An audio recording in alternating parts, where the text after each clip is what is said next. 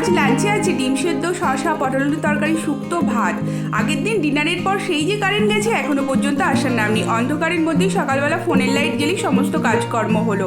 আজকের ওয়েদার কিন্তু বেশ ভালো। সন্দীপন অফিস বেরিয়ে যাওয়ার পর কিছুক্ষণের মধ্যেই আমার কাছে ফোন এলো, গ্রসারি এসেছে। বিল্ডিং এর নিচে থেকে গ্রসারি নিয়ে আসার পর দেখলাম এখনো পর্যন্ত কারেন্ট নেই। আজকে যেহেতু ওয়েদার ভালো, সেই জন্য রুমটাই একটুখানি রোদ্দুরের জন্য আলো বেশ আছে, তাই ঝাড়ু দিয়ে নিলাম বিছানাটা ক্লিন করার পর। কিচেন ক্লিন করতে গিয়ে দেখলাম গ্যাসের ওভেনটা অনেকদিন পরিষ্কার না করার কারণে বেশ লাল হয়ে গেছে, তাই স্কচব্রাইট আর সাবানের সাহায্যে মুছে নেওয়ার পর এই বালতির জলটা অনেক দিনের পর চেঞ্জ করে ফ্রেশ জল ভরে রাখলাম। কদিন থেকে জলেরও সমস্যা হচ্ছিল, সেই জন্য চেঞ্জও করা হচ্ছিল না। কিচেনটা মুছে নেওয়ার পর আমি সানে চলে গেছিলাম। বিকালে বেরিয়েছিলাম ব্ল্যাঙ্কেট নিয়ে। বাড়ি যাওয়ার আগে ভাবলাম ব্ল্যাঙ্কেটটা ধুতে দিয়ে যাই, তাহলে বাড়ি থেকে আসার পর সুবিধা হবে। এরপরে এলাম ক্যান্টিনে, একটা এগ ফ্রাইড রাইস আর একটা এগ চাউমিন নিয়েছিলাম। দুজনে খাওয়া দাওয়ার পর বাড়ি ফিরে গ্রসারি আনবক্সিং করে সমস্তটা গুছিয়ে রাখার পর গ্রসারিটা কি কি নিয়েছিলাম সন্ধ্যেবেলার মিনি ব্লগে শেয়ার করবো।